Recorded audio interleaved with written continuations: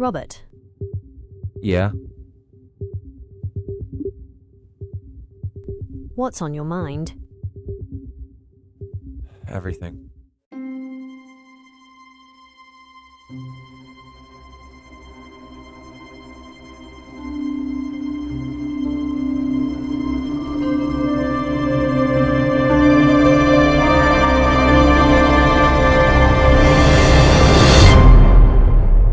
Stop.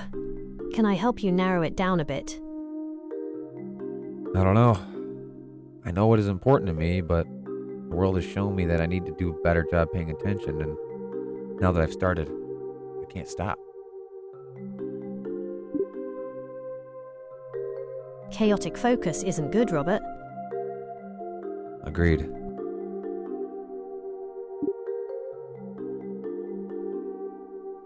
So what should we focus on? What's the most glaring or screaming the loudest right now in your mind? Well, let's see. On this episode, We're allowed to watch in prison. Just trolling. With that smile. so look at the face of this guy. Look at this father. Trying to figure out why would a father do that to his own child. It's disgusting. You think it was just a guessing game, or you think it was a data-based decision? Data. Give me the data, White House. Give me the data. Hire me, I'll do this. Give me the data. We'll put a team of 20 people. I'll fund it myself. Give me the data. All right, so welcome. Today we're going to be talking about some issues that I want to discuss, because right now we have religious freedom in our country, and it's great. Anyone who comes to practice peacefully, please their God, pay their taxes and do the normal thing like the culture of America is all about. That's all hunky-dory, that's great. But there can be an issue when what is perceived as religion has an affinity for death, I guess you could say. Or at least it's in its doctrine. Hey guys, welcome to the show. Let me get my ears on. Alright, so today we're covering the PBD Podcast. I just love the PBD Podcast. Patrick, Bet David, you have Adam, Vinny, Tom, and Rob on the sticks over there pulling up stuff. What I found really interesting about these guys is, and they kind of tout about it a little bit, they toot their horn about it because it's something you should be able to do, and it's so funny that people can't, and that you can actually toot your horn about it, and that is entertaining ideas from both sides of a spectrum. Now, I'm going to go into something here that's going to put me into a spot. It might even throw me into the likes of like a Nick Fuentes or something, which I wouldn't consider myself in his camp. We might think the same on some stuff, but he just considered himself a racist. I don't know if he was literally trolling Piers Morgan, or if maybe perhaps he just trying to out himself and saying, I don't care anymore, which is what a lot of people believe. But I don't believe Nick Fuentes' racism, so to say, is tied into like violence. I don't think Nick's trying to go out there and saying you should go out and beat up black people because I plan on hurting black people. I don't see him doing that, dude. That's not who he is. Like, yeah, I'm racist. So what? That's what you call me. He's saying labels don't matter, but maybe they don't to him, but they matter to a lot of people. And people are going to use those labels against him. He's putting himself in a rough spot. I think what he meant to say, or what he really means by racist, is that he believes in cultural differences. He believes that he wants what he considers his culture to prevail and move on. He believes that he's recognized the culture of the black community, being that most of the black community is derived from African colonies, that their culture is lacking. I'm trying to be nice here. Now, if you live in America and your family has been generations in America, and you haven't learned how to like have a good relationship with money, or how to, and I didn't always have a good relationship with money. I'll be honest. I bought shit I probably shouldn't have bought, but I felt bad about it. When I got it, I'm like, I like them, man, but I probably shouldn't have spent that money, man.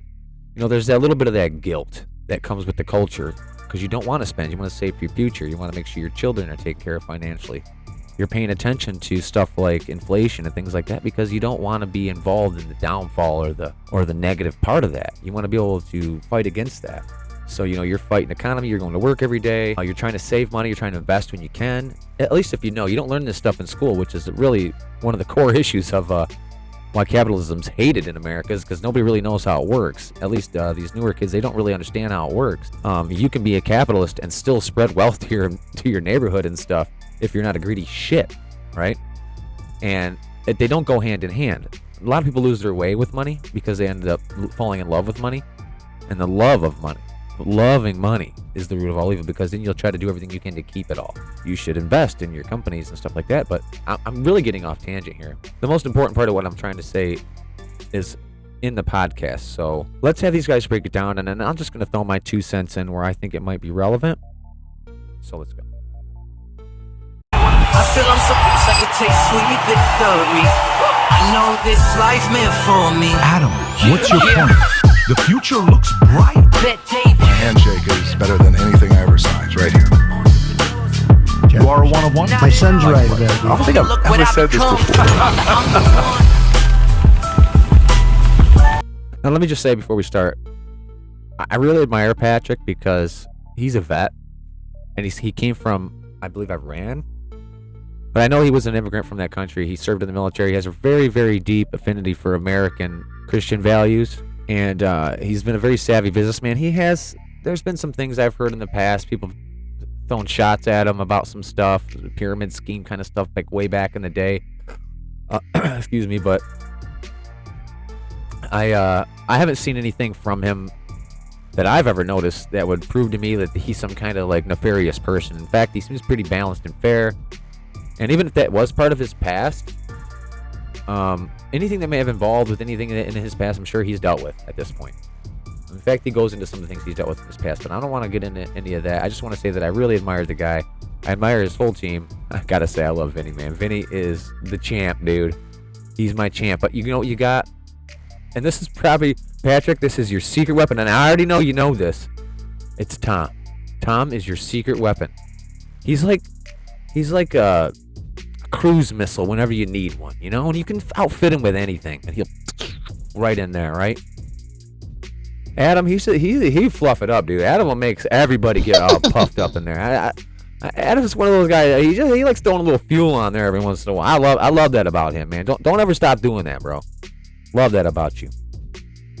And Vinny's the one who gets me fired up. In fact, Vinny fired me up this episode a lot, and so did Patrick. They were kind of feeding off each other's, I don't want to say anger, because that's just the result of what it is, but feeding off of each other's values and how they're being crushed by some of this stuff. So let's just get into it. I'm talking way too much here. All right, folks. So there's been a lot of weird things happening this weekend. What I can't tell you is Sunday morning I wake up early while everybody's asleep, and I watched the Diddy documentary of 50 Cent documentary of Diddy. And let me tell you, craziness. I got some thoughts on that documentary. All right, so here PBD goes over the notes for the day, kind of what the stories are going to be. Talks about a little bit of sports. Talks about Elon Musk for a second. Kind of gets through some of these shorter stories of the day. And then he gets to this one story that's kind of funny and a little scary and weird. Let's check it out. It's a little offensive. Let me read two of them, but it's about you. You wealthy people. All the people with all this money walking around like you're better than others. Let me read the story to you, you wealthy people. You bastards. More than 1 in 4 self-checkout shoppers have stolen. However, you ready for the follow-up? Wealthy Americans are more likely to steal from self-checkouts, according to reports. So let me get this straight. Huh? You have money and you're going and stealing bubble gum? Or a Time magazine? Or an ice cream? That's what New York Post says. That wealthy Americans do the self-checkout stuff and say, babe, put that apple juice in there. That's what Take for it. You. Run. All Go, over. Larry. Run. Run, Jack. They then move through a couple and get to the next story. Simpgate 2025. Merry Christmas. Did you follow the whole story with what happened with Akash and his wife and all that? It's really bad. Like, here, my one thing is this, Pat. The most, he should never, ever, my advice, never let your wife be on a freaking microphone podcast if you're doing that. Can we talk about that, Rob? Can we just have something? Really Let's just talk about it. Myron Gaines really put some bad, who did? Byron Gaines put, just a montage of all the stuff that she said. Fresh and fit. Oh, my. Patrick. I thought it was all fake AI. No, it's he clipped all of his. It's bad. It's really bad. Okay. I love it. Okay, so folks, if you love Christmas as much as we do, okay, we got 3 Christmas trees in the house. It's a spectacle. Every Christmas when, Thanksgiving ends, that following Friday, I have to carry this 10-foot tree that weighs 600 pounds, and the family waits for me to come through, and we get this big tree, we put it in there, and I go up the ladder, and I'm telling you right now, every year I'm getting closer to falling. Okay, I had it under control at 43, 44. I saw the ladder. At 47, Vinny, I am so high. I'm so high that if a little bit slips, I'm falling on my back. We're doing podcasts out of a wheelchair. Nobody's helping you? And it's always like, can you put the star all the way up top? I'm like all the way trying to put this thing up. I think there's something going on. Like it's like an inside job. There's a story right there. You have to do it yourself? Yeah. No. It's a blast. Obviously, everybody loves it. And Dylan loves decorating the tree. I hope for those of you guys that do as well, we love Christmas, and our Christmas merch is officially out. And the hat that we couldn't keep a single one of these, guys were ordering 50 of these at a time. Rob, can you zoom in on that hat? This hat was such a massive hit last year. We sold 3,000 of them like this. They were gone, cool. Okay? And people were buying it as Christmas gifts for others, and then they were sending it to their clients, their friends. It says, Merry Christmas, future looks bright on the bottom and on the side with the VT logo. It's just a sick hat. We got a few hats. One of the hats sold out. Prices, though, this one that says Merry Christ Christmas. Nice. This one sold out. This one's gone. But you have the red one. You have the green one to choose from. And then that one as well, Rob. You have this one. This other one we have as well. If you want to go to this one, Rob, this Christmas on the bottom right. Yeah. Right there. And then we have the Christmas. If you want to go and show Vinny our model. Folks, look at our models wearing their, and these come with a nice, look at this. Look at this. This is that's the pajamas, right? The Merry Christmas pajamas, the ugly sweater, future looks bright. They're so comfortable. Super, super comfortable. Forget about the socks Vinny's wearing that made it in there. Those socks don't come with it. Yeah. No, but they're modeling. They look like a beautiful family. So if you want your whole family to be wearing the pajamas, the Merry Christmas. We also got these sweaters here as well. Max's the ugly sweater. This is sick. Hanging out together. Go to vtmerch.com, place your order. And we decided for everybody that does it, we just order a few thousand of these. Look at that. You're going to get the value-taining Merry folks. Christmas ornament that we're going to give to you. End of item, if future looks bright, Santa Claus, Merry Christmas. Oh, what'd you just with any order you place, go to vtmerch.com, place your order, and guess what? Kamala Harris doesn't want you to say Merry Christmas. Yep. So and we don't mind saying it. So we don't mind saying it at all. Merry Christmas to you. Okay. Having said that, let's get right into the story. 50 Cent has been working on this documentary for almost 2 years. The footage he has is insane. The people he got speaking about Diddy is ridiculous. And on top of that, the only place he agrees to do the interview, Rob, if you can show this, he goes and interviews with ABC.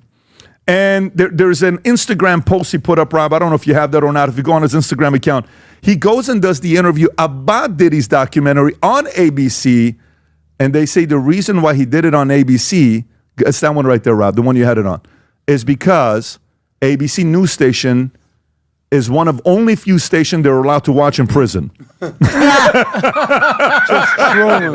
with that smile. So he wants Diddy to know the world is watching you and what you did. So in a documentary, there's a couple things I'll share with you guys on what I took away from it. But Rob, maybe share the clip on how he got access to some of the footage of the documentary. Is this the one, Rob? Yep. Go for it. That doesn't mean it's not true. Of course. But they relied on stolen footage, okay, is what they relied on. And then they ask about the history of 50 and him, issue that they've had. What's the one you just pulled up, Rob? This is where they talk about the feud, and then I also have 50 Cent talking about Diddy's reaction to the documentary. Yeah, that's so funny. That is so funny. But watch this one here. Go ahead, Rob. Yeah, I mean, so that's that part, right? The fact that the feud with the two of them, hey, let me take you shopping. Like, you say that to a girl, 50 is like, what are you talking about? Take me shopping. How do you flip a mind? You want to take me shopping? And then last but not least, Rob, the other clip you have of 50 is talking about how he thinks Diddy's going to like this documentary. Go ahead, Rob. So they continue talking about the case, and I didn't want to include the ABC video. It's just, if you want to watch it, you can go ahead and check out the full PBD video. It was I think it was put up, I believe, Monday morning, which would have been the 8th. So you can check out the full podcast if you wanted to see those clips. I didn't want to include them just because I'm just trying to hurry up through this story. This isn't one of my stories I really care about that much. Screw P. Diddy. I hope he rots in hell. I don't really care. But we're going to move on to the next one.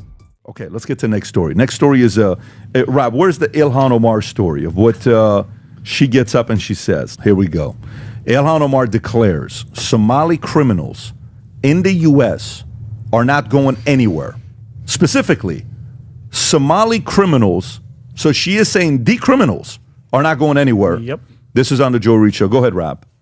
I know that those of us who are Somali in this country see ourselves as Americans. That's what our passport says. That's what our nationality is.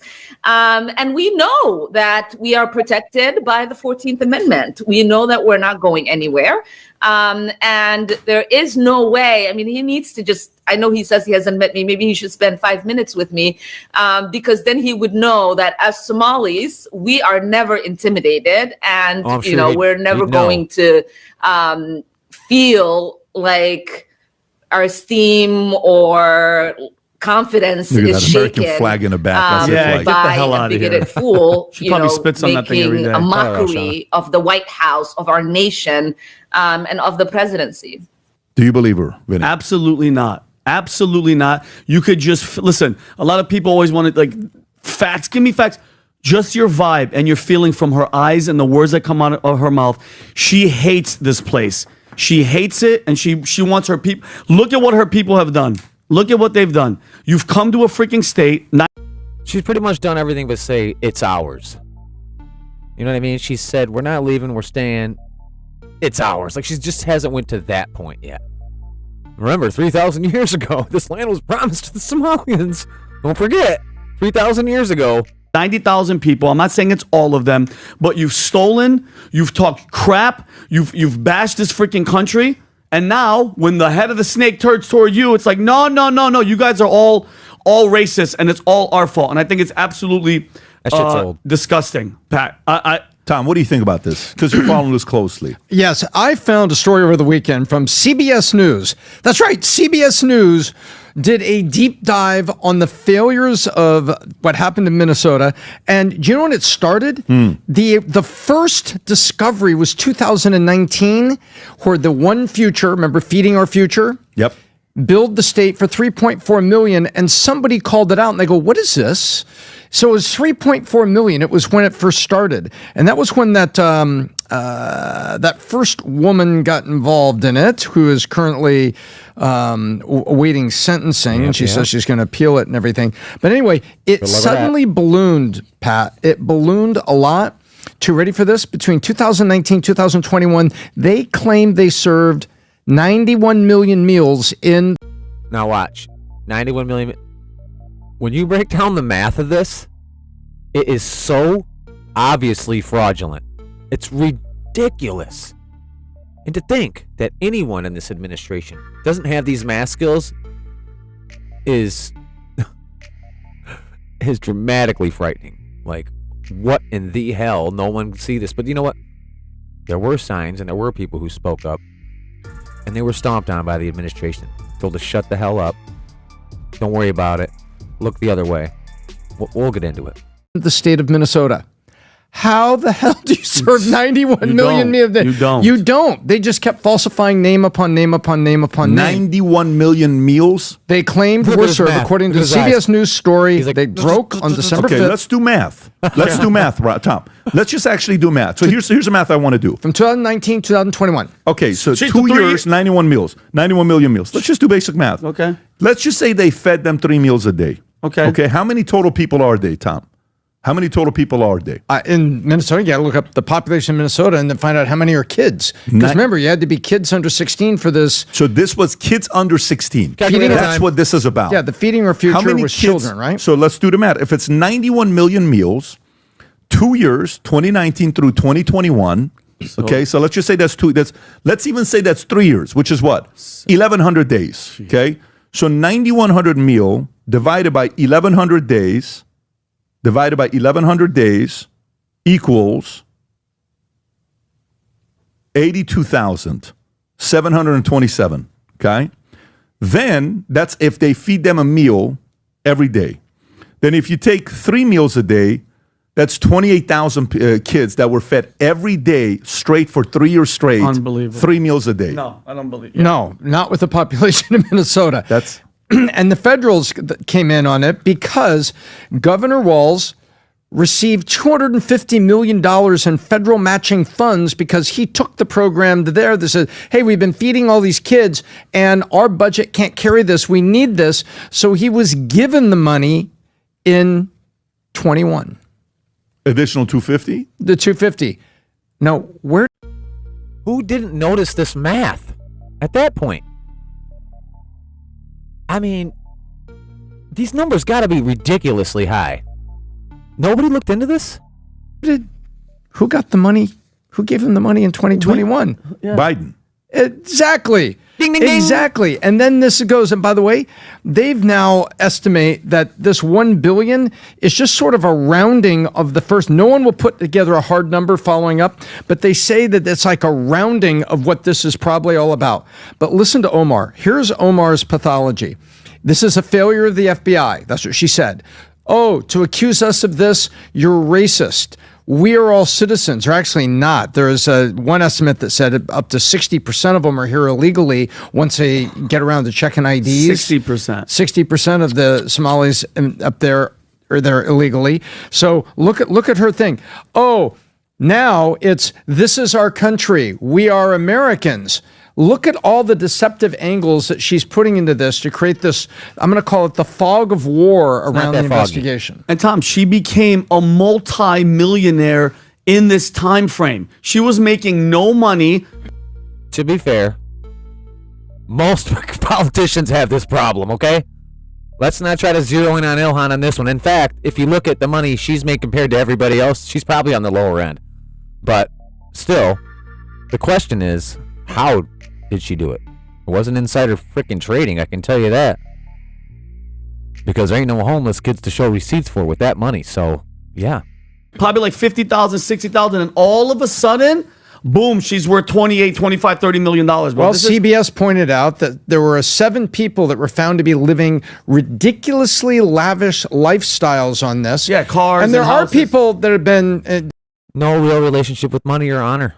Incarcerated. It's 87 people have been charged, 61 convictions. The U.S. Attorney's Office is still all over this, but they're not getting cooperation. They're not getting witness cooperation. Ilhan Omar's net worth when she entered office in 2019, she had negative $45,000 in student loan debt. Yeah. No. What year? 2019. Okay. Today, her net worth is somewhere between $6 to $30 million. We did that one already, and they say some of that's tied because of her husband. Yeah, which is still, it's a little suspect. Yeah, that's what do you have I'm here? sure This is where she truthful talks about the fraud being on the behalf of the FBI. It's the FBI's fault that they did not catch this fraud that was going to the terror organizations. And who have been sentenced. If there was a linkage in that the money that they had stolen going to terrorism, then that is a failure of the FBI and our court figuring that out. And Trust me. If it's true that was a failure of the FBI, they're gonna make up for it, woman. They really will. basically charging them with these charges.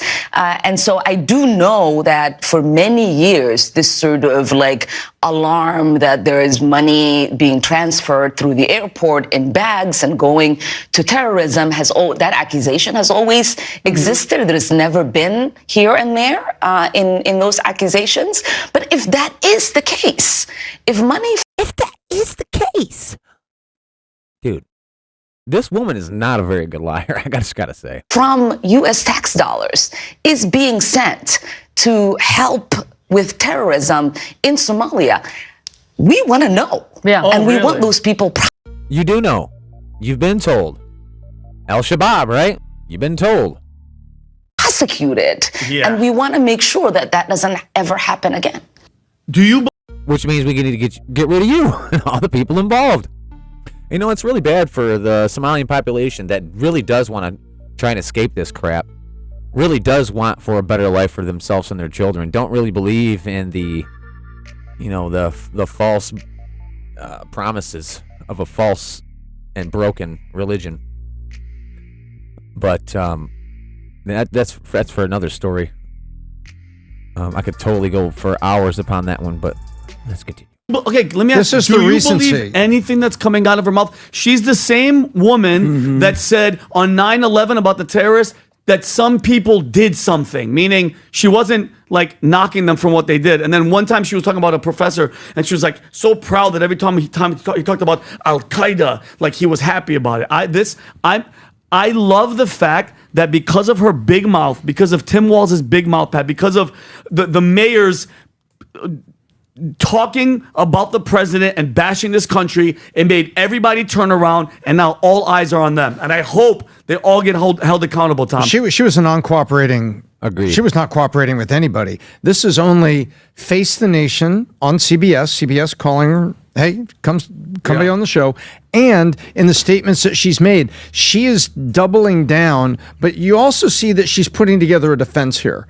Is what she's doing. It's like the ring. I mean, they got a lot of prosecutions going, and you've got U.S. attorneys appointed by Trump and others that are closing in on this now, and you've got her suddenly saying, "Oh, well, we want to have good things in America. We wouldn't want this to happen. We want these people prosecuted, but it would be the FBI's fault. Oh my gosh, it'd be the FBI's fault." But you see how she's moving from the staunch arrogance of just a few months ago to now she's actually trying to. I think she's trying to put up a defense here. Nobody believes it. I think she's getting ready for it. Well, the question is, let's see what happens here. The reality of it is, how long does the current FBI have to investigate this? 3 more years. Oh no, that's what they got. Yes, 3 more years. You got 3 years to get to the bottom of it or not. If you do, good. If you don't, Newsom get. No. There are going to be multiple deportations coming. Absolutely. We're doing a deep dive on thousands and thousands of files. Yes, the Trump administration can file a denaturalization lawsuit at any time, even 25 to 50 years later. That's absolutely massive, ladies and gentlemen. That's what I mean by Ilhan Omar should be freaking out right now. Gets in. If he does win, guess what? This is going to clear up. And it's going to move on. But you got 3 years to accelerate the process of this investigation. Did you hear what she said on Face the Nation about Stephen Miller? I have that. No. Pat, you have to I'm gonna let you. Miller? She called Stephen Miller, who's Jewish, basically called him because she's on the tour. Tom's right. She's on the Somali community, Minnesota fraud. We didn't do anything tour. Yeah. Look. Let's find justice. Look what she calls Stephen Miller, a Jewish man, mind you. Look what she calls him. Go ahead, Rob. And his white supremacist rhetoric, it reminds me of the way the Nazis described Jewish people in Germany. And, as we know, there have been many immigrants who've tried to come to the United States who've turned back, one of them being Jewish immigrants. We know the way that people were described who were coming from... First of all, you're calling a Jewish guy. I can see when they call Trump and all of us. Okay, Nazis, whatever. Sure. You're talking about a Jewish guy whose family probably lived through the nightmare of the Holocaust and all that type of stuff. For her to how disgusting and vile. You know what pissed me off too? Margaret Brennan sitting there, not one pushback, not one, wait a minute, you're calling a Jewish guy a Nazi and a white supremacist? That says a lot about your character. This girl, Margaret Brennan. And then I did some research, Rob. Look where she went to school. Where'd you go to school, Pat? Scroll down a little bit. She went to University of Virginia, where she got the highest degree, about bachelor's in foreign affairs and Middle Eastern studies, minors in Arabic, and also she married a guy who's Syrian. So I could see how she loves Middle Easterns, and she wouldn't call out somebody calling a Jewish guy a Nazi and a white supremacist. And then, by the way, you know how we did a lot of research on how, a lot of these not all, obviously, but a lot of these Muslim communities, they do the incest thing. And what does incest do? Lowers your IQ. We need to maybe Ilhan has something in her family, because only an idiot would say something this freaking stupid. And then I thought about it. I did some research. Did you guys know this, Patrick? That her calling him a Nazi, white supremacist, Jewish, all that stuff. Guess who her father is? Nur Omar Mohammed. He was a colonel for the Somali dictator Said Barre, B-A-R-R-E, who in the late 1880s ordered the genocidal bombing and extermination of up to 200,000 ISIS civilians in northern Somalia. That's Ilhan Omar's dad. This is a Said Barre. Look at the mustache he's got. Holy moly!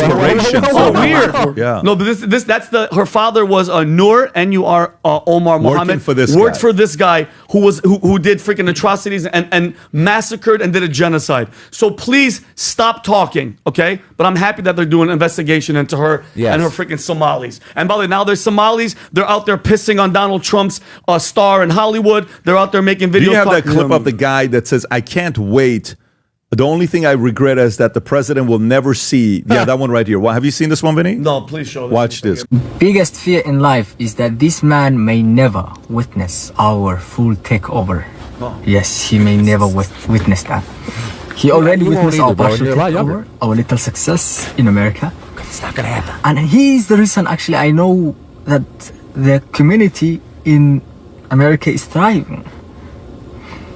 He is how I know. It's like, he's how we measure our progress. If he doesn't tweet, somebody messed up. I know it. Somebody fucked up the plan. If he tweet, you can pause it right there, and then go to. By the way, Captain hey, Phillips. they're just being so open about it. This guy here, So Vietnamese open about it. guy I love that this goes guy. viral. I love this Look guy. how he brings common sense into this. Go ahead, Rob. Since when the fuck did we have to bow down to certain communities?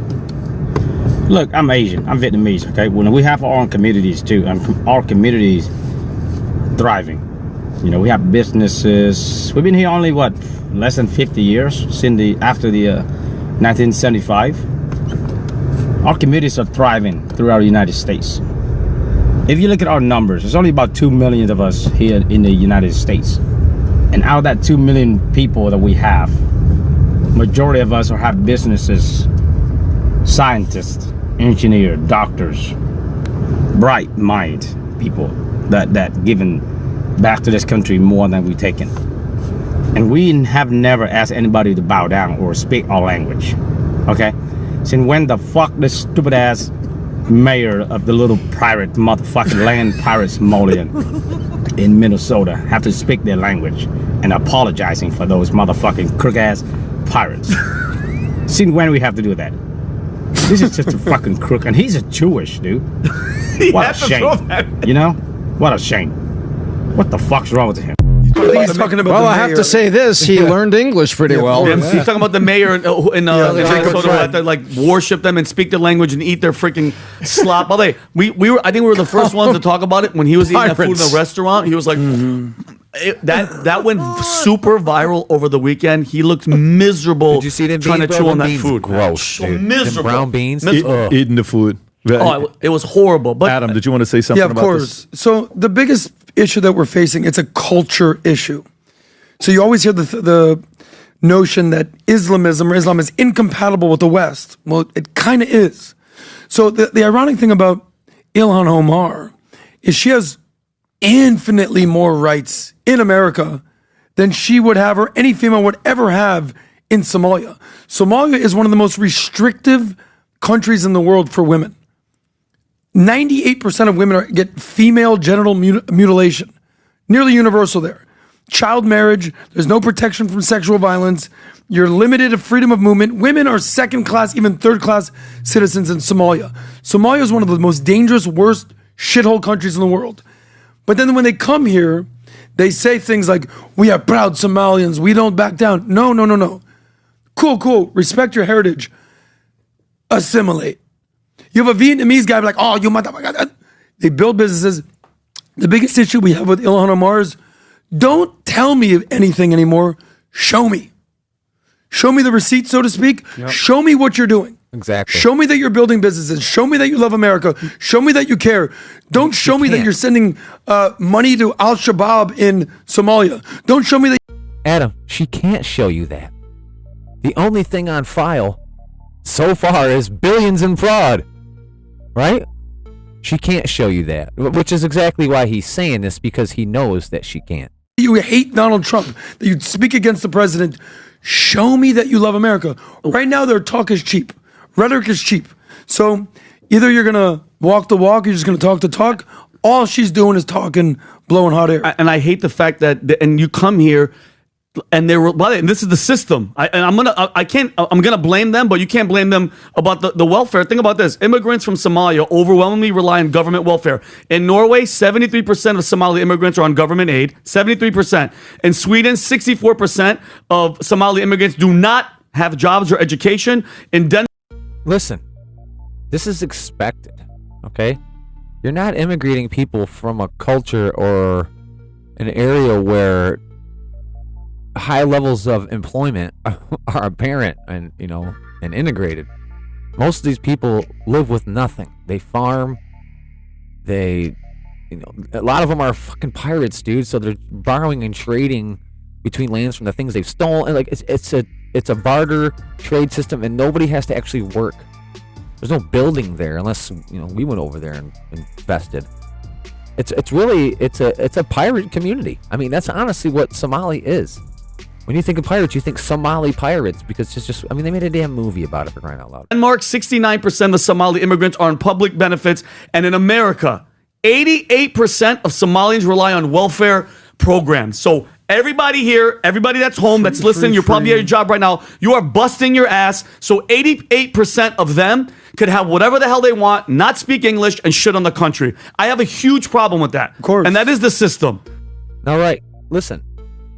If this was a group of people that had those numbers, yet they weren't trying to rob and steal billions of dollars, you know what I mean? It would be different. You might be able to hold a level of,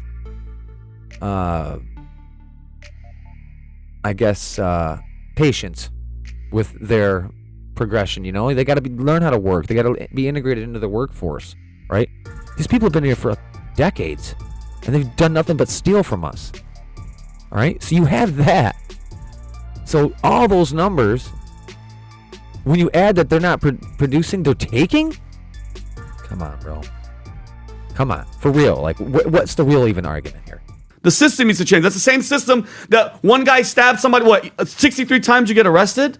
What are we doing? The biggest thing is this. We can talk about it from a national perspective, podcast, whatever. The people in Minnesota. Hey guys, Minnesota, nice. Is this what you want from your state? Is this what you want? A generation ago, it was the whitest, blondest, blue-haired people.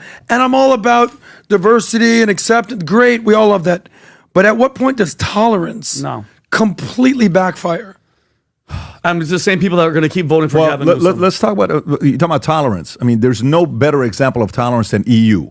So X terminates European Commission's ad account after a £120 million fine on December 7, 2025, 2 days after the regulatory body imposed a £120 million fine against the Platform for Digital Services Act violations, making an unprecedented escalation in the conflict between the social media company and the European regulators. Nikita Beer, X's head of product, announced the termination in response to the Commission's announcement of the fine, according to a post on X. The irony of your announcement: you logged into your dormant ad account to take advantage of an exploit in our ad composer to post a link that deceives users into thinking it's a video and to artificially increase its reach, Beer wrote. As you may be aware, X believes everyone should have an equal voice on our platform. However, it seems you believe that the rules should not apply to your account. Your ad account your ad account has been terminated. The accusation creates a noble contradiction. X's head of product acknowledged the platform for advertising formats capable of deceiving user about content type, the same category of deceptive design practices cited in the European Commission's £120 million fine. Beer's statement characterized this ad as an exploit rather than an intentional product feature, suggesting the platform recognizes the deceptive potential of certain advertising presentation methods. By the way, the £120 million is $140 million US dollars. Tom, your thoughts on this? So I dug into this over the weekend, and it is so wrong by our standards. There is no American style free speech in Europe. There isn't. Go look in England, and if you say something online, they come get you. Like and that's basically what's happening here. Tucker Carlson, Vinny posted this tweet yesterday, cracks up, gets a couple million views. Just go to Vinny. So this is Vinny's Twitter account. He says, this literally made me laugh. Folks, I watch it right now. If you're watching this with your kids, pause, because there's going to be a word being used that some of you guys may not want your younger kids to watch.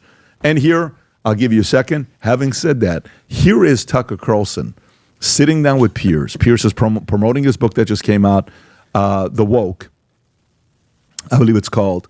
And here's what Tucker had to ask him. Go ahead, Rob. Would you say the word faggot on camera? No. Why? Because you don't want to get arrested, do you? It doesn't want to be arrested. Oh, because it's so harmful to people? No. Is that like gay bashing? What's wrong with that? Would you use that word?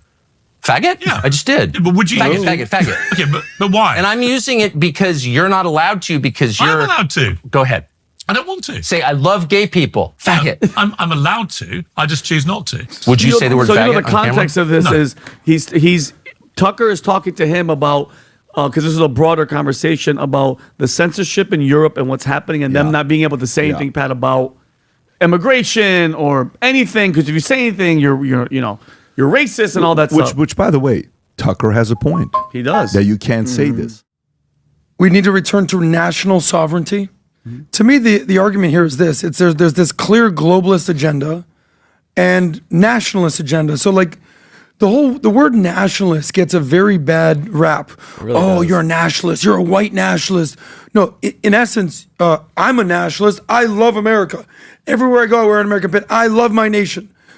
To me, America is the number one place in the world, bar none. I love my nation. There's nothing wrong with being a nationalist. The problem with nationalists it's like, if I don't like you, I'm going to kick you out of the country.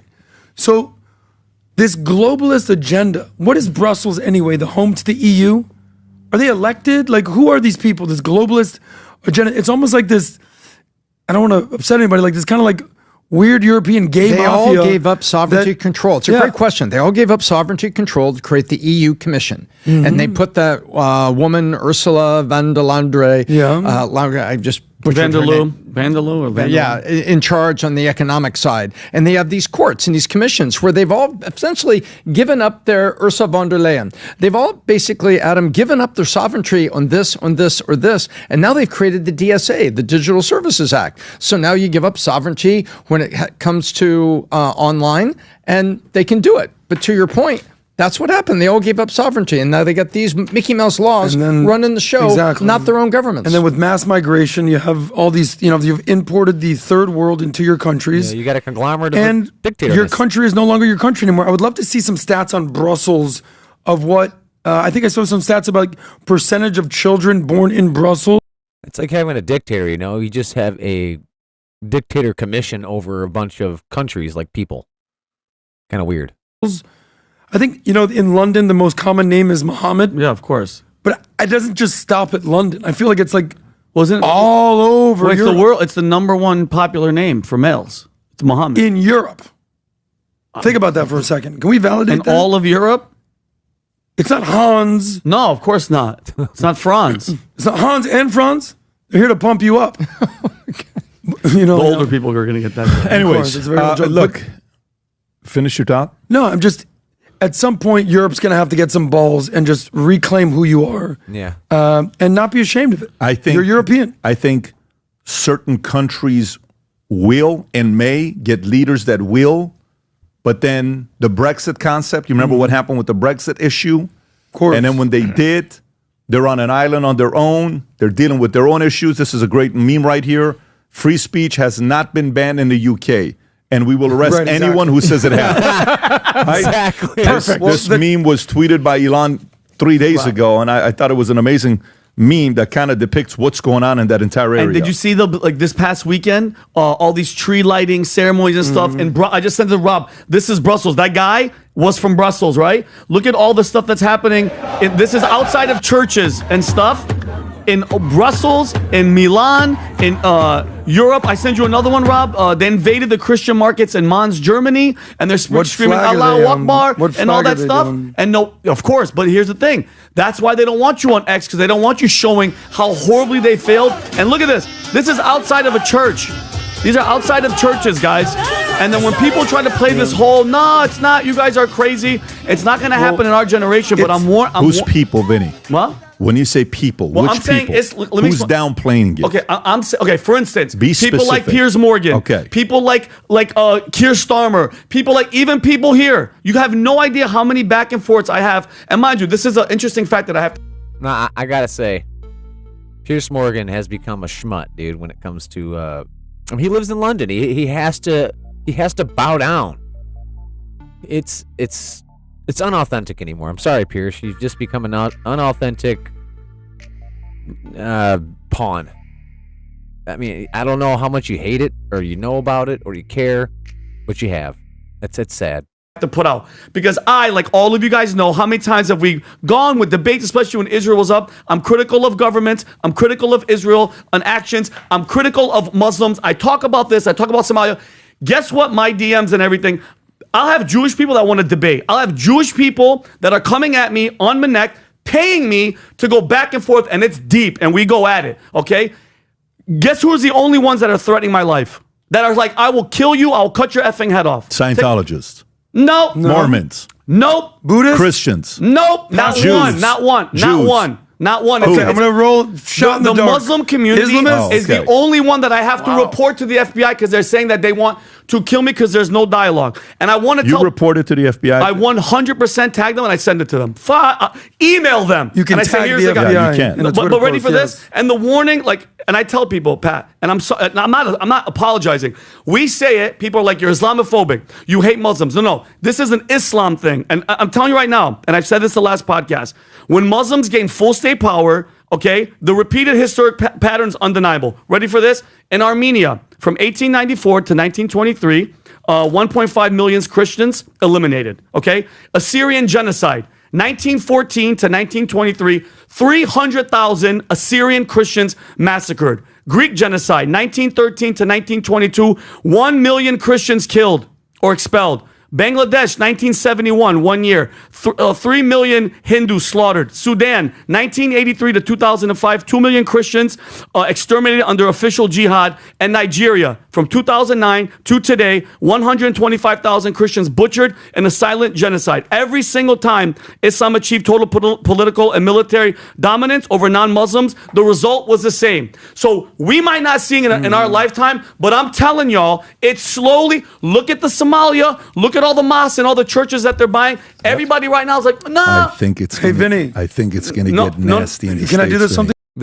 This is the point Vinny's getting to. We have religious freedom in this country. So if you are a Muslim and you do follow the laws and apply and do all the things you need, you can get a mosque and have it built, and you could have your religious leader run it, and you know, your patrons can go and worship how they worship. Now the problem with that is that if you are a religion that is based on takeover and murder of other religious faiths, you are 100% incompatible with American culture. So there's got to be something to be said about our freedom of religion here. There's nothing to say if your religion decides to chop up everybody else because of something that's said in your book, you shouldn't be here. That's not in there anywhere. You know what I mean? There's nothing said about that. And to be honest, I think a lot of times when we have these constitutional laws, you know, we amend them as time goes by. This might be one of those that needs to be amended, because freedom of religion shouldn't mean freedom to murder or freedom to suppress or oppress or change the fine-fitting, ancient, damn near laws that we've had forever to conduct civil interactions between peoples. I mean, you can go back all the way to the 12 tables, okay, before the Roman Empire, and see that laws have been established for a very long time to keep people in order and allow for progression and government and free trade and all these things that we love so much. A lot of it's based on the fact that you don't kill each other in your religion. You don't like slaughter every other religion. It's just something you don't do. In fact, the Crusades were in response to Islam back in the day. There's been this fight for a long time. The fight has now come into the suit and tie era, though, and there's a lot more involved with established laws that we have here in the United States and have for a long time, as opposed to what Sharia law would allow for. They're not compatible. If you look at the laws in Christian and Buddhists and everybody else's religion, they're pretty compatible with American laws, and it's not much wiggle room to fit in. And I don't like the word assimilate. It makes me think of the Borg. You know what I mean? Assimilate or die. No, it's not assimilation necessarily. It's actually an understanding of a mindset and a belief system. You don't even necessarily have to be Christian. Just come here, be a good neighbor, try to, work hard, produce for yourself and others, and just pitch in, help out. Most of the time, you're probably not going to be asked for help. Most people are pretty self-sufficient when you live in this type of mindset and way of living. You might have to borrow some sugar from the neighbor, lend out some milk or something. But that leads to getting to know your neighbor a little bit. Making friends, community, things like that. It seems to me that there's a problem in not necessarily the Muslim faith, but definitely the Islamic aspect of it. But again, these are things we all got to think about moving forward for our country, for our way of life, our culture here, what we believe in, and honestly, what actually makes the world go round, if we're being honest. Thing for you? You ready? What? No, it's thank you for waking up, buddy. I've been out in this vibe for years. No, Adam. Just hear me out. But I'm not woken up. I've of course known you this. have, but now you're saying it out loud. That's the toughest part. Because because you're getting the death threats. No, but the death threats were happening a little bit recently, but now it's getting crazy that you want to kill me. Welcome to my world, buddy. Yeah, no, it's not good. Word, talk, number, scream, and history repeats itself. Look at those chapters you went through. I'm just telling you, Tom, my concern is it's just getting started. That's what. I love you for saying that, Patrick. We're not going to see it. It's called the Crusades. It happened already. I'm telling multiple times. I'm telling you the craziest thing I'm telling you right now. The craziest thing I'm telling you right now. Gangs are going to make a comeback the next 2 decades. Oh yeah. And you know what you're going to do? You're going to be siding with gangs when they make a comeback. Of course, Do you know why? Because those guys are willing to do anything and everything to protect. Yeah. Because they have very little to lose. And they have pride. I know certain people, like when you sit and talk to certain, whether it's the Italian mafia or whatever else, Rob, you put on the jacket. I don't want to put on the jacket. If you can let them know to turn it on, because I'm freezing my ass off as well. No, I just saw I'm like, my hands are cold. But no, hang on. Let me finish my thought. So what I'm saying here is the following. The stories of... Hold on. Before you start. I could make a montage right now of all the times Patrick Bet-David has said, turn up or turn down the heat in that place. I don't know what the hell's going on over there, guys. But you need to get an HVAC guy in there ASAP. Back in the days when they interviewed New York, and there's two arguments when the mob was there. When the mob was there, guess what kids couldn't do, Tom? When the mob was there. They couldn't just act dumb and stupid. Because there were some mobsters, they know what they would do? What are you doing, Johnny? Go home right now. You don't need to be in the streets. Go home. Get out of here, okay? And then if other people came in the community to try to disrupt, you couldn't do that in the Italian community. You couldn't do that in the Irish community. No. You couldn't do that in certain one of these. Now, don't get me wrong. Take aside all the crime and all the other stuff that they had going on. Of course, we don't support any of that stuff. But if you're going to come and you're going to try to destroy the greatest country in the world, and all the other people can't do anything because they know they have a lot to lose, you know what's the biggest protection of these people in Somalians and Minnesota and Dearborn? You know what protects them the most? Do you know what is the biggest protector of these guys? You know why they can do what they do? Is it do you know why? Tolerant Christians? No, it's the people that have a lot to lose are not willing to do anything. Let me say that one more time. What is their biggest insurance policy is that people who have a lot to lose won't do anything. Why? You have kids. Why is that when you know the story you always hear about is CIA agents would recruit what type of people? Who would CIA recruit? Troubled, destitute young men. 15-year-old troubled, destitute men. Why, Tom? Because they have no purpose, and they give them purpose. They give them a hope, but it's a hope in the most negative of things, but it fills an open gap in them. Who is a terrible agent to recruit? Says a kid with a strong father. A kid with a strong father. Well-informed. And you know what's even worse? If you're married with kids and people to lose, because you're not willing to do everything it takes. Now, this is why he's talking about gang warfare going to be, and I'm not talking about like YN type shit, dude. That's not what I'm talking about. I'm talking about like Christian gangs going out and seeking out like Islamic gangs that are going out and trying to push Sharia law on women that are around the community. If we're being specific. Because if it ever got down to it, trust me, even the people that got a little bit to lose are going to be out there because they know that that's what's on the chopping block. It's a trickle-down effect, if you want to put it that way. But I don't know if you guys remember the movie Warriors. Warriors, come out to play. Warriors, come out to play. Right? We can gang up, bro. We'll even put roller skates on. Don't even stop us. You can't even stop us, dude. And this is pre-60 CIA.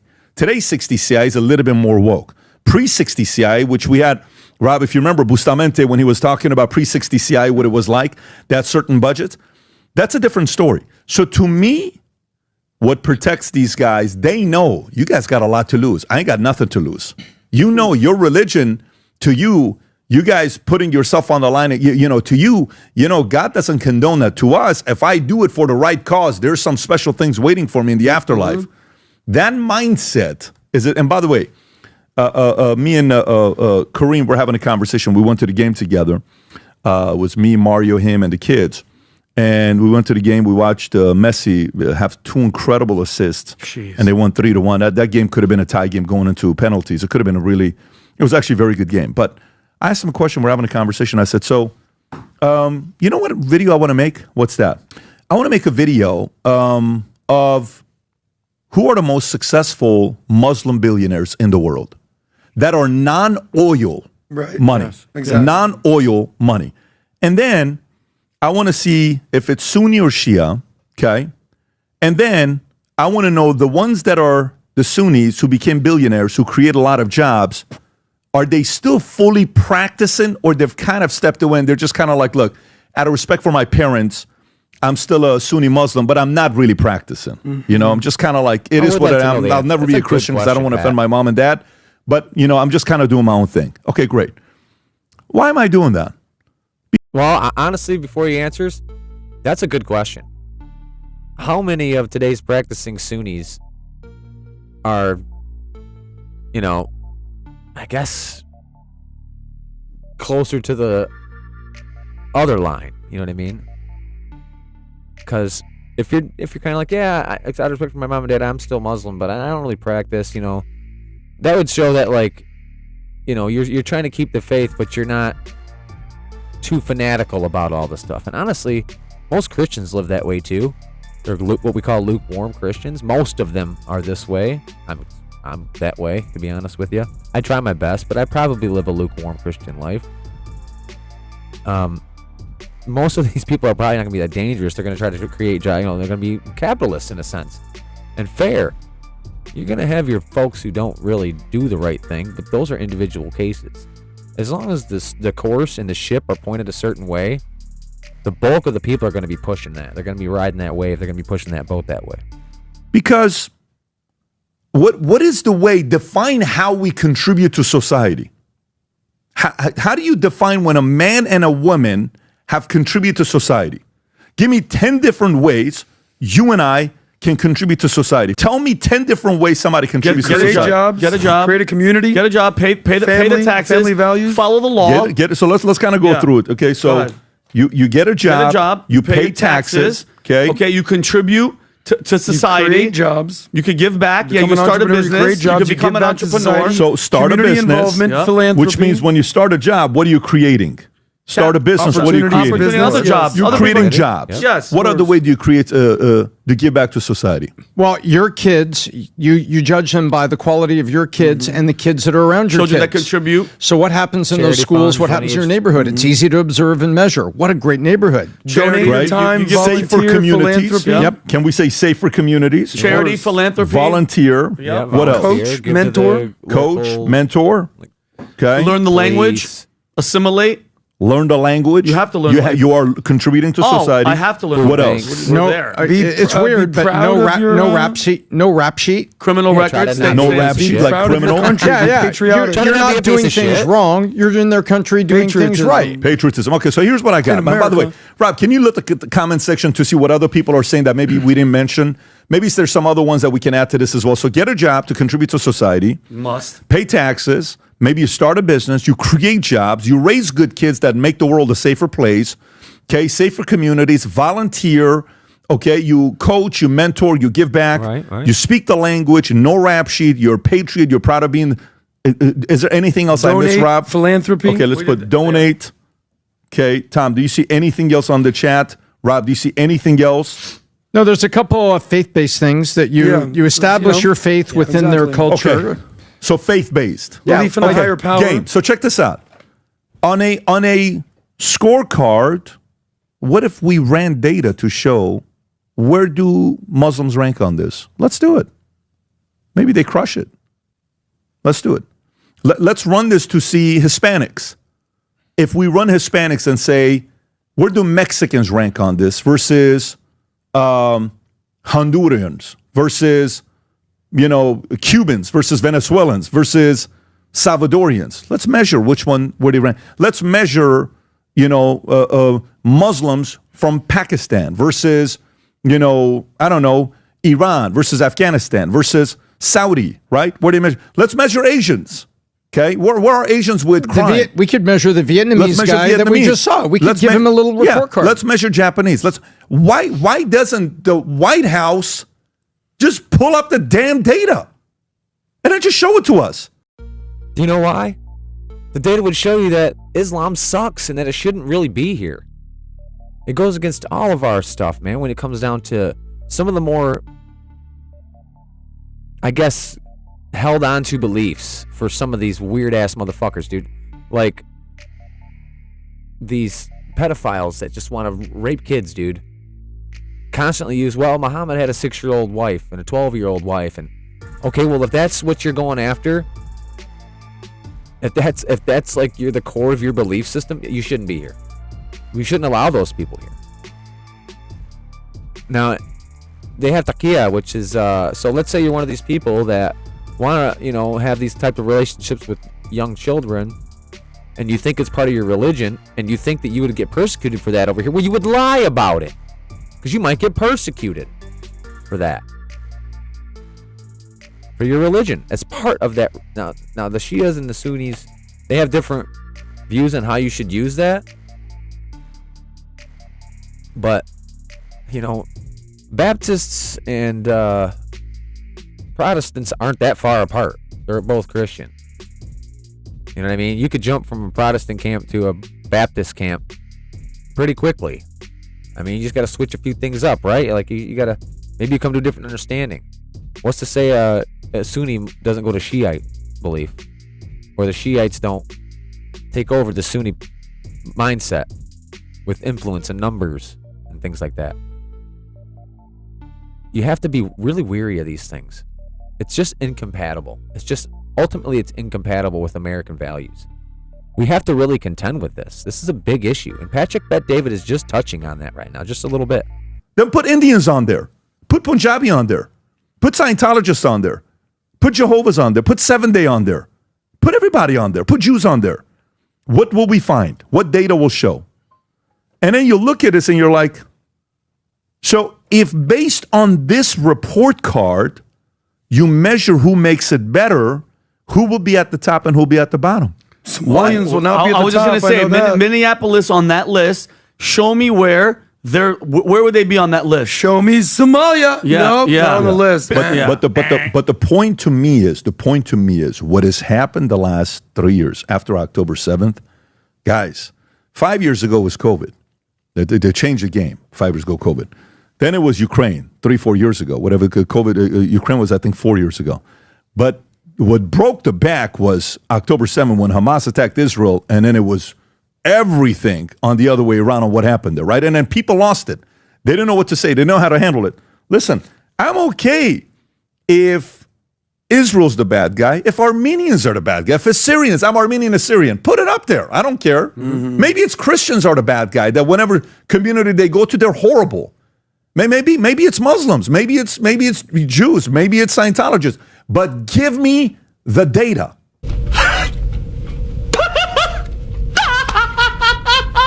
Data, why are you laughing? I do not know. You can always find out the data.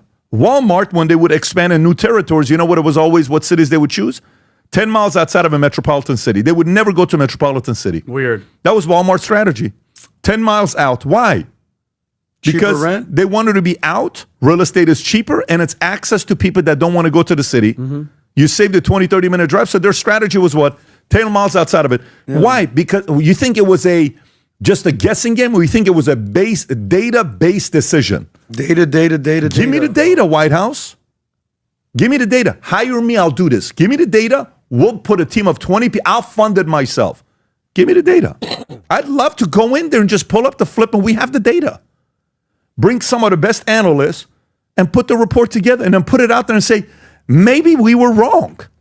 Maybe the greatest entrepreneurs and job creators are, maybe Muslims. Sharia law is the way to go. Maybe it is. Maybe that's what's up. As much as you're white liberal women, I'm actually being straight up honest.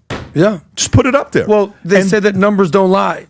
Well, facts don't care about your feelings. Yeah. So you're saying, show me the data. Yeah. So, anyways, that's the part where I think America's going to get nasty. I think America's going to get nasty. The reason he thinks that is because exactly what we were saying. This is a very contentious idea to rumble through the brains of everybody who, at the drop of a hat, will throw fists or knives or anything, honestly. So we just got to be real careful with this. We have to really come together and figure this out. I honestly don't know how it's going to happen.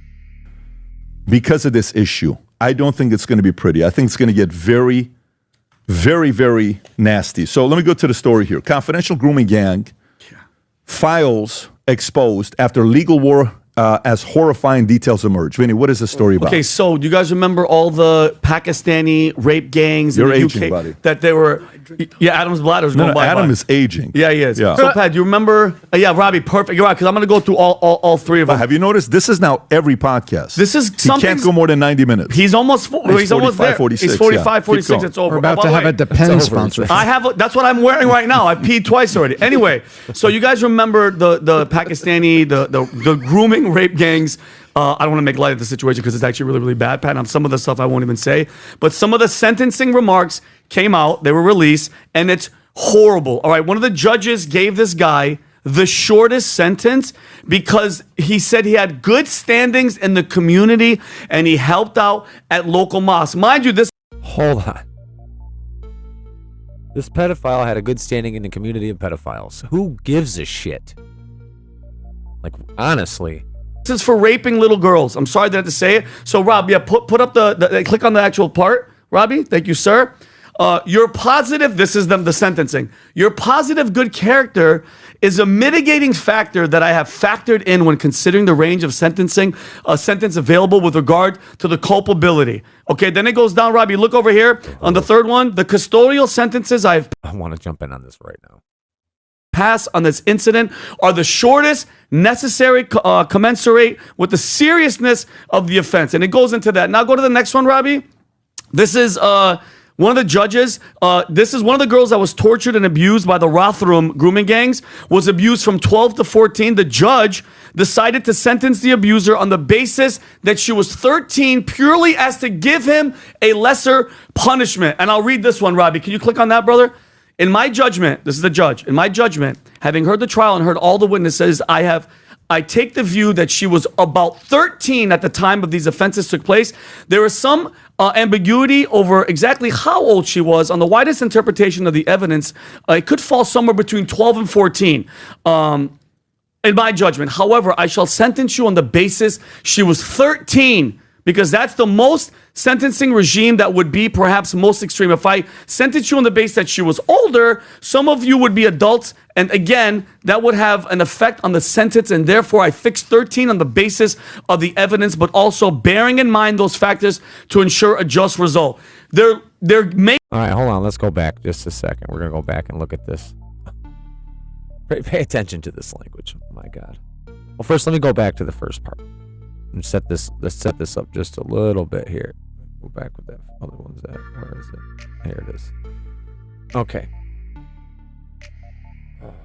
Remember, this guy's accused and found guilty of this. Okay. Your positive and good character. So this judge is going to factor that in. And apparently, because of how they're wording it, it's almost going to take precedence over the victim's,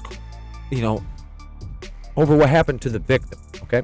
Your positive and good character is a mitigating factor that I have factored in when considering your range of sentencing available with regard to the culpability A and culpability B elements in your case.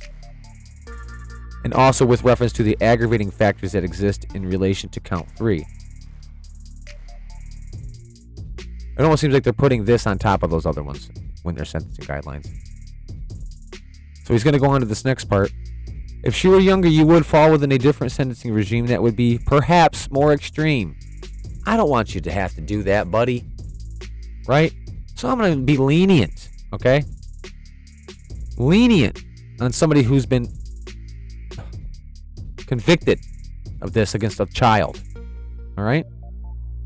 And this is the entire problem with this system. Be adults, and again, that would have an effect on the sentence, and therefore I fixed 13 on the basis of the evidence, but also bearing in mind those factors to ensure a just result. They're making her older, not to give them a bigger crime. And this is the last one, guys, and just earmuffs. If you have children out there, this is the type of stuff that these disgusting... And this is all UK. All UK, okay. And nothing is wrong, nothing to see here. She started taking heroin and became addicted over time. This is the judge talking to one of the guys. On more than one occasion, she was taken to a house in Masborough by you, Arshid Hussein. She was told that she had to perform sexual acts with you, Banaras Hussein, with others. She was made to perform oral sex upon you, Banaras Hussein, at times at Clifton Park, where you, Arshid... All right, if you guys want to read this, you can read this. This is, Vinny's reading it right now. It's really disgusting, dude. I mean, I want to punch my fist through the damn wall right now reading this shit, but, I got to live in this place, so I don't have a punching bag anywhere around here. I'm kind of screwed there, but this is horrible. It's horrible. It is horrible. This is the culture, okay? This is the culture that they're trying to import here. Tommy Robinson, you want my heroes, bro. I just got to tell you. Go ahead. We're going to get past this. I'm going to think Vinny just passed this. Reading this. Okay. Pregnant. By the way, I believe boot means trunk. The trunk of the car. I'm sorry. And if that means that she was stuck in the trunk of a car. She was stuck in the trunk. He would force her to go have sex with all these men and see this. This is about, we're talking about trick because it was. Who's saying this? This is the judge talking to the guy, all the defendants on what they did, how they did it. Pat, if you go on, and Robbie, if you go down to that, go back. Exit out in the lower, go lower. You guys could go right there on that open justice, explore. If you want to be disgusted, this is just what I could read on the podcast. You want to go down here, scroll a little bit down, Robbie? Yeah, right there. The transcripts, openjustice.org.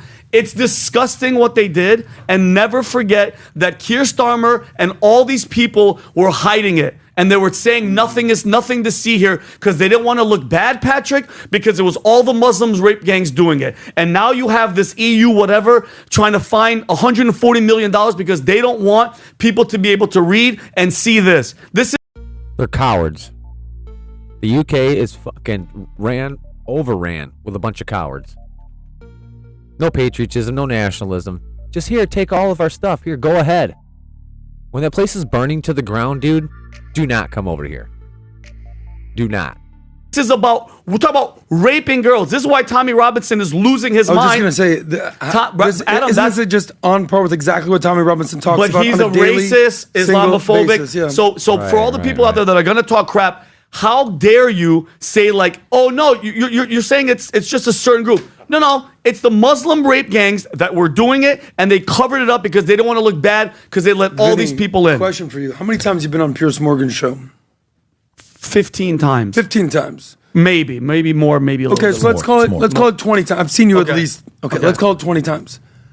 How many times has this topic come up? The week that it happened, I think once or twice, but even I don't know if Piers apologized for it, but you should have seen because there's always the opposite side. He'll put two people that are against it and shocked that nobody talked about it, but then you have the other guys saying, "No, you guys are racist because you're." Let's just go rapid fire. I don't want to take a lot of time. Let's just go over the top 3 to 5 topics you've discussed on Piers Morgan. What's been number one? Number one, it had to be something with Trump and immigration and. Okay, all that so number one, Trump, domestic politics. Yes. What's number 2? Number 2, anything topical, like we talked about Diddy and stuff like that, but no, it's mainly political actions, Trump, Israel, stuff like, vaccine evidence. Israel, in the US. Israel. We went. Israel. Yep. So, and he's based where? He's in London. So he's in London. How often do you talk about what's going on in the UK, in London with not me, not Tommy Robinson type situations? Not a lot. I mean, you know where he stands with Tommy Robinson, but it does kind of. I really feel, to be honest with you, that Piers Morgan is kind of like a smoke screen. He basically takes anything that would be going towards the UK and spreads it, like deflects it, and tries to talk about everything else going on and how everybody else is a bad guy because they're not as liberal. But then in the very next sentence, the very next show he's on, he's talking about how all that shit's bullshit and it's bad. He's trying to walk a line, I think, between not getting shut down in his own country and having to leave and make a huge scene about it. And he's riding that line of having to go through all that and staying home and just being quiet and just kind of letting it ride out. And I honestly think it's a bit of a cowardly move to do what he's been doing. And he's not only just riding it out, but he's trying to almost attack from that side as well, which is it's horrible, dude. There's no leg to stand on. What he did with that recent interview with Nick Fuentes. Now, look, I'm not a huge fan of Nick Fuentes, to be honest with you. I think he's a bit young, and he'll grow out of like kind of the bullshit he's been going through. Plus, he's a virgin. He's a young man who hasn't. And Piers Morgan threw that in his face, which was totally wrong. I commend Nick actually for sticking to his guns and not wanting to, have sex before marriage. It's commendable. It really is. Just you better choose wisely, Nick. There's going to be a lot of women since you have money, and if you sustain that until you're 35, maybe 40, you're going to be at the top of the game as far as what women are looking for, honestly. But you got to just find yourself a Christian woman that don't give a fuck about none of that shit. She just wants to support you in the things you do. What Piers did with Nick was it was underhanded. It was kind of low blowy. And if you haven't seen the interview yet, Andrew Wilson does a really good breakdown of the video. We might do a video on that too. But anyway, yeah, Piers Morgan's become kind of a establishment guy with the guise of being, an open journalist. Kind of shocked me that he wouldn't be that more involved in that more understand. Okay, that's my question. But he lives and I there. think he's a nice guy. I know, I like the guy, but he lives there. Why isn't this a bigger concern of his? He has a massive platform.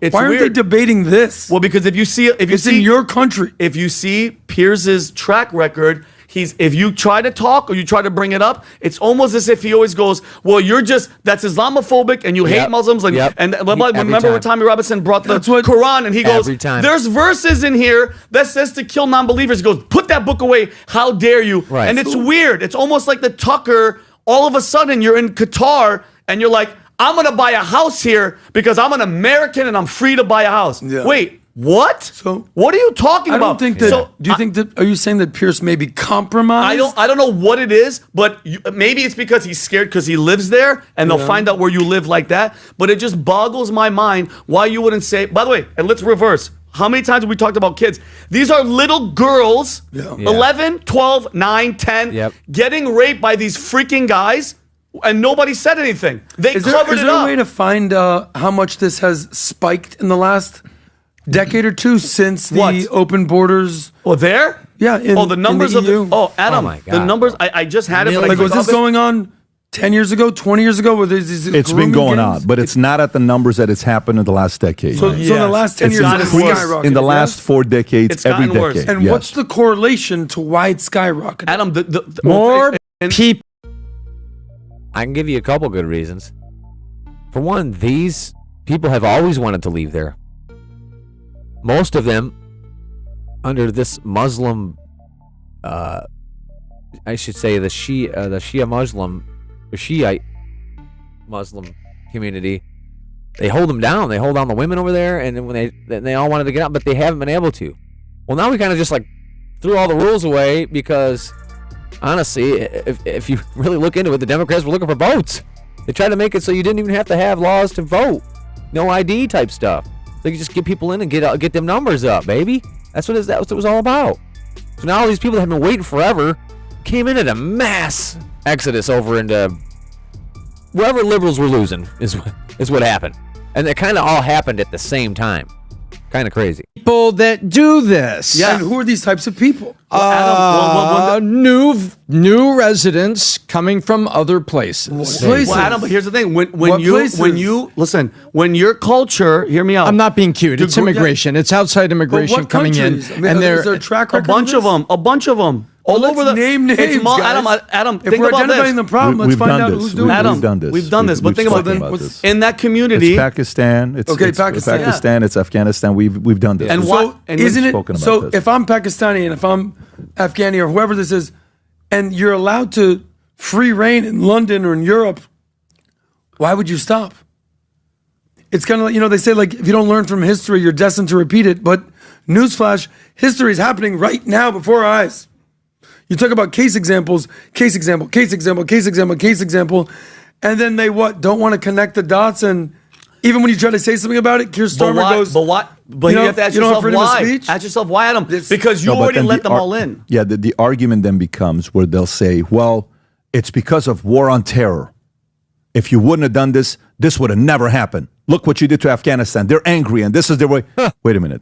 This was happening prior to that. Yeah. This was happening 60 years ago in their own countries. Mm-hmm. This was happening 100 years ago. Don't act like this is just because of Afghanistan and blame it all on the US. Honor killings are not new. It's not a. They're new to Europe. It's a new thing that they're talking about to put it all on US, and that's the naive part. Can I really fast, Pat? Because Adam mentioned the honor killings. Yeah. Can I mention that girl just really fast? Yeah. So in the Netherlands, guys, an 18-year-old girl. Hold on, before he gets into this, this is a horrible story. This is the kind of practices that will not coagulate well, cohere, gel well with American values. It just won't. This is what we have to tackle. This is what we have to discuss. Girl named Rian Al-Najjar went missing on May 22nd. 6 days later, they found her in a lake with her hands and feet tied. Prosecutors say her father, ordered her killing, and her brothers carried it out because she refused to wear a hijab, and she had a boyfriend and to live under their rules. She hated wearing the hijab. She's 18 years old. Adam, Now remember, before we get crazy, remember, on a lighter side of this, we have that movie Footloose, right? They weren't allowed to dance. The Baptist ministers said it was bad.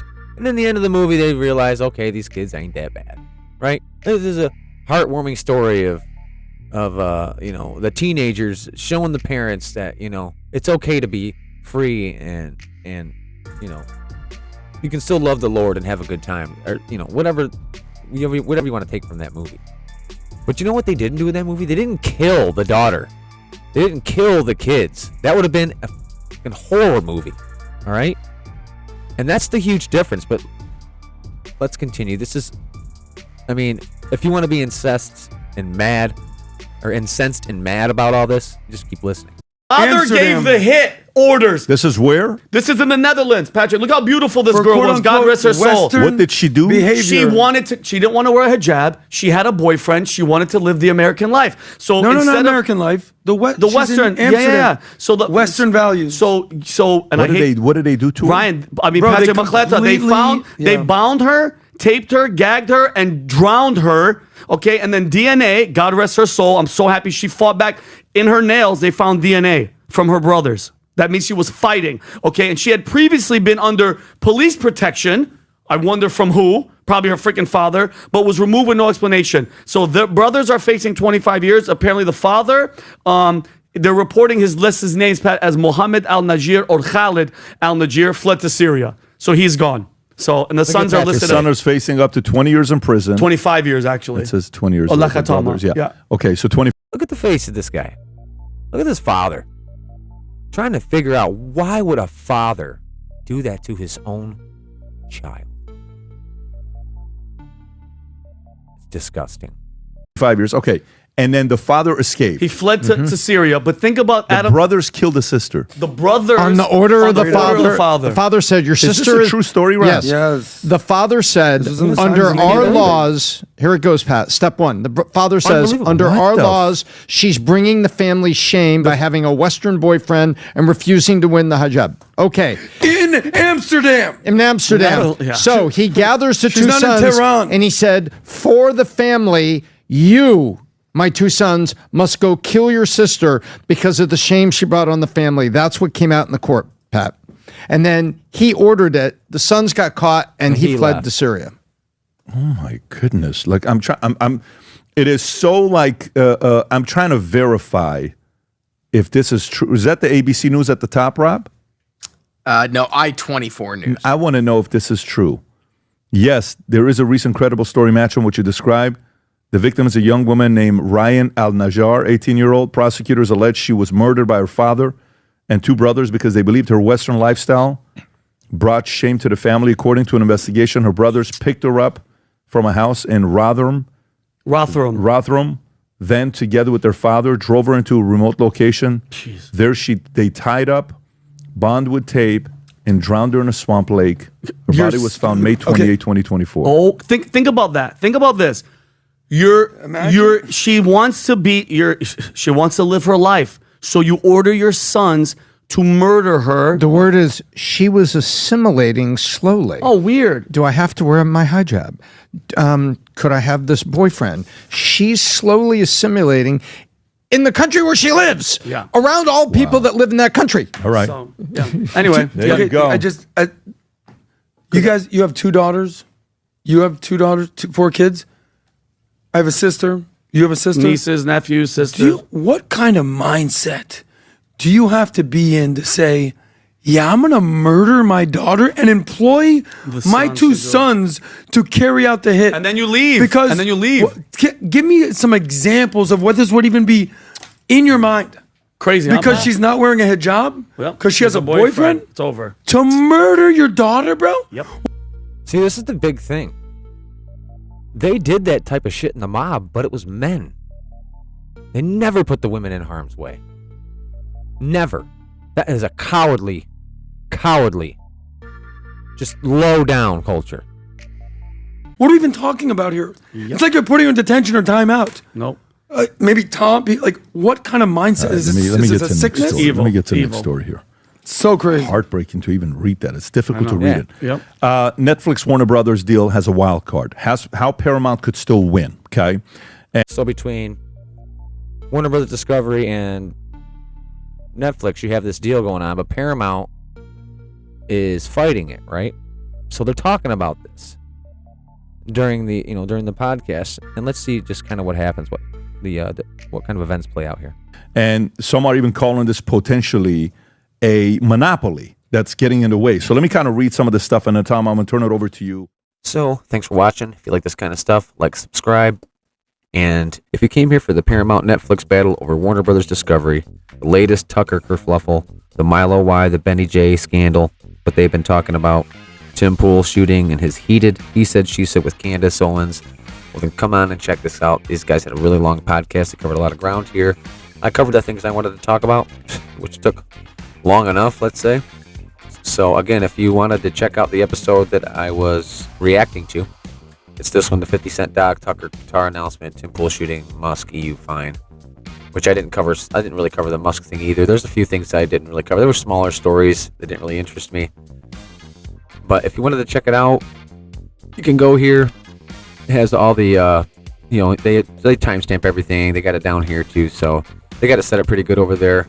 Again, if you want to check out the PBD podcast, I suggest you do so. Subscribe, which I wasn't even subscribed, even though I watch them like pretty much every day. So just always check that. If you're watching somebody and you really like their stuff, just make sure you subscribe to them. That way you don't really miss much. YouTube's a little weird. I'm subscribed to probably 100 different YouTube channels, and pretty much whatever you're watching is what pops up. You got to dig for other stuff a lot of times. Like I'll randomly find something that I watched 4 years ago.